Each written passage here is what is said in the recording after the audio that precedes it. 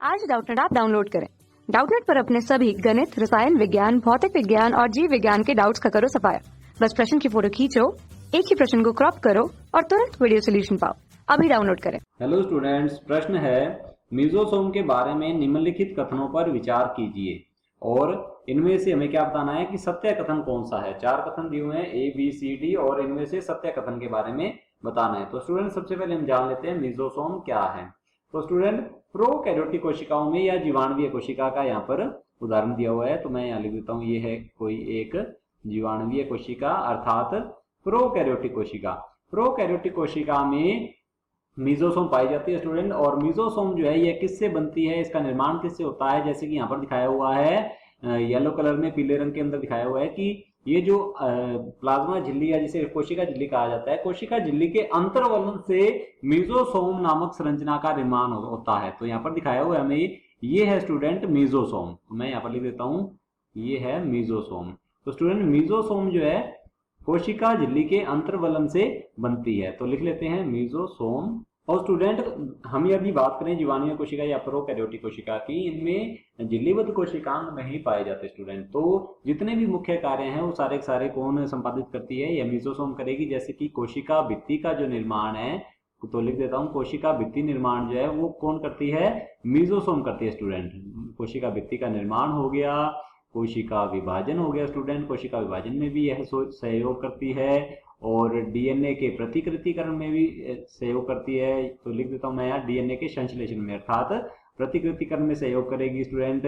और स्टूडेंट ये क्या करती है, कोशिका विभाजन में तो कर ही रही है, साथ ही साथ ये श्वसन भी में भी सहायता करती है, अर्थात इसके पास ऑक्सीकारी एंजाइम पाए जाते हैं स्टूडेंट्स। तो ये जो भी मुख्य कार्य होंगे वो कौन संपादित करेगी, मीजोसोम करती है स्टूडेंट मुख्य रूप से। तो हम पढ़ लेते हैं ऑप्शंस को। हमारे पास यहाँ कथन दिए हुए हैं। कथन ए दिया हुआ है, यह पुट्टिका नलिकाओं और पटलिका के रूप में मौजूद हो सकते हैं। बिल्कुल सही है स्टूडेंट। यह क्या है, यह झिल्ली की बनी होती है, कोशिका झिल्ली की बनी होती है, और कोशिका झिल्ली अंतर्वलित होकर कोई भी संरचना का निर्माण कर सकती है, जो कि पुट्टिका, नलिका या पटलिका हो सकती है। तो यह बिल्कुल सत्य है, और ये जो कथन दिया हुआ है ए सत्य है। दूसरा है कथन बी, यह कोशिका भित्ति स्राव, कोशिका श्वसन, डीएनए प्रतिकृति और कोशिका विभाजन में मदद करता है। बिल्कुल सही उत्तर है स्टूडेंट। मुख्य कार्य जो है ये कौन करेगा, प्रोकैरियोटिक कोशिकाओं में कोशिकांग नहीं होते, तो यह करती है मीजोसोम कार्य। तो ये भी सत्य है, तो लिख देते हैं ये सत्य है।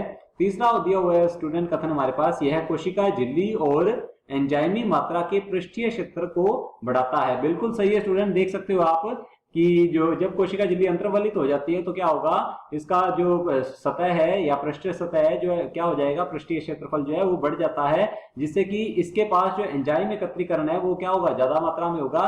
तो स्टूडेंट ये भी बिल्कुल सत्य है, तो लिख देते हैं ये भी सत्य है, तीसरा भी। और हम चौथा देख लेते हैं। चौथा कथन क्या दिया हुआ है, इसमें ऑक्सीकारी एंजाइम होते हैं। तो स्टूडेंट जब ये श्वसन में सहायता करती है तो इसके पास ऑक्सीकारी एंजाइम ही पाए जाते हैं, तो बिल्कुल सत्य है ये भी। तो चौथा भी ये जो कथन दिया हुआ है ये भी सत्य है। तो चारों ही सत्य हैं, ए, बी, सी और डी। तो हम देख लेते हैं अब ऑप्शंस को। ऑप्शन ए दिया हुआ है, ए, बी, सी और डी ये चारों ही सत्य हैं, तो ऑप्शन ए जो है स्टूडेंट सही होगा। ऑप्शन बी जो है ए, बी और सी ये गलत होगा, ए, बी, डी ये भी गलत होगा, और लास्ट ऑप्शन दिया हुआ है डी, बी, सी और डी के बारे में बताया हो सकता है, ये भी गलत होगा। तो ऑप्शन ए जो है इसमें बताया गया है ए, बी, सी और डी ये चारों ही सत्य है, तो ऑप्शन ए सही होगा।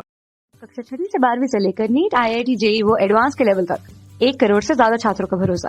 आज ही डाउनलोड करें डाउटनेट ऐप या व्हाट्सएप करें अपने सारे डाउट्स 8400 400 400 पर।